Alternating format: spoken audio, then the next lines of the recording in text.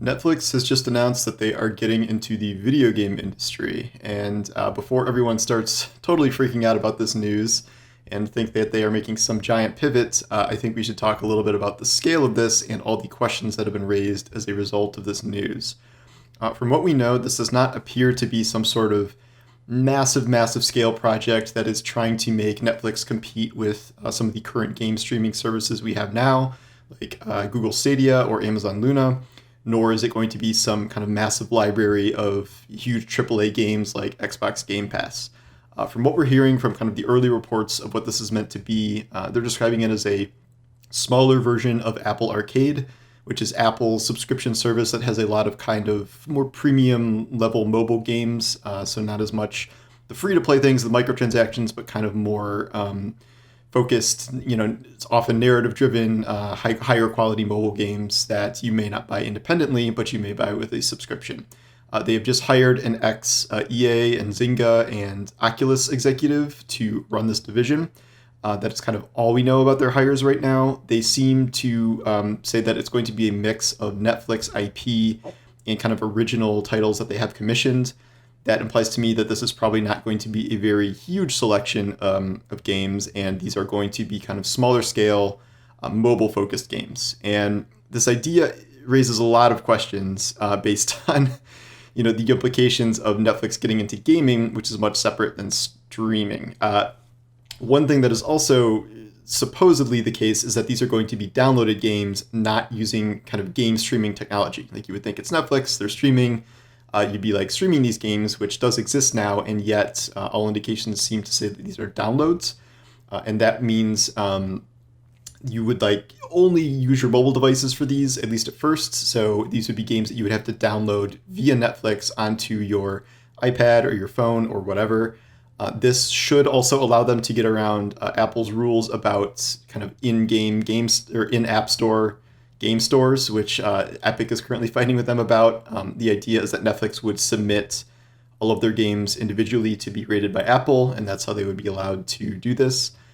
This does sort of raise questions about what types of games these would be. Would these be games that have additional purchases within them? Because that is obviously a big staple of many mobile games, and you don't see too many mobile games without some sort of kind of additional microtransactions, which is how a lot of them make their money.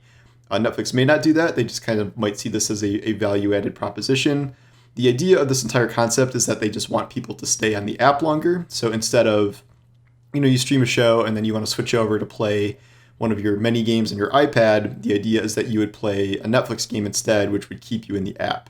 The question is, of course, is if they can make games that would keep you in the app, which is kind of its own level of question. We've only seen Netflix venture into the space a couple of times. They did like a retro-themed Stranger Things game that was actually kind of okay, but I would imagine kind of their games would be more along these lines. We are not talking about something right now of Netflix kind of creating their own, big first-party studios to start pumping out, high-budget games based on Netflix IPs. The jokes have been made that Netflix already has a lot of game content in terms of series like The Witcher, which is based on the books, but also the famous video game, and Castlevania, and they are adapting a lot of different kind of video game properties. I don't know if that will necessarily translate into kind of versions of those games being offered on this service, but generally speaking, this seems like a pretty small scale offering on their part, at least at first. The long term, sure, maybe Netflix has designs on kind of encroaching on some of the bigger, gaming giants. But as we've seen from even, some of the biggest companies in the world, Amazon and Google, starting up your own, first party development for video games and really kind of diving into that space is extremely hard and carries a colossal amount of risk to it, kind of no matter how many people you hire, no matter how much you spend on it. And Netflix already spends, hundreds and hundreds of millions, if not billions, on content every single year.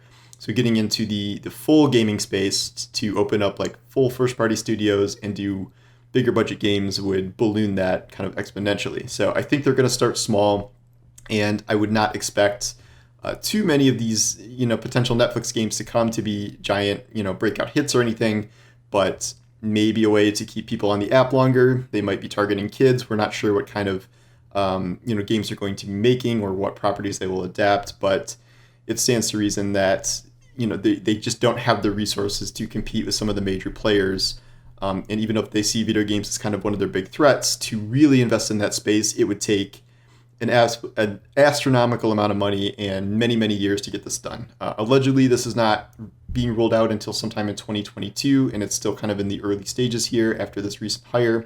So we'll have to see what happens. But I'm looking forward to seeing what they do with it. I just don't think people should kind of overestimate the level that we're going to get here. And this is not going to be essentially, Xbox Game Pass within Netflix or anything. I think it's going to be much lower scale than that, but I guess we'll see what the future brings.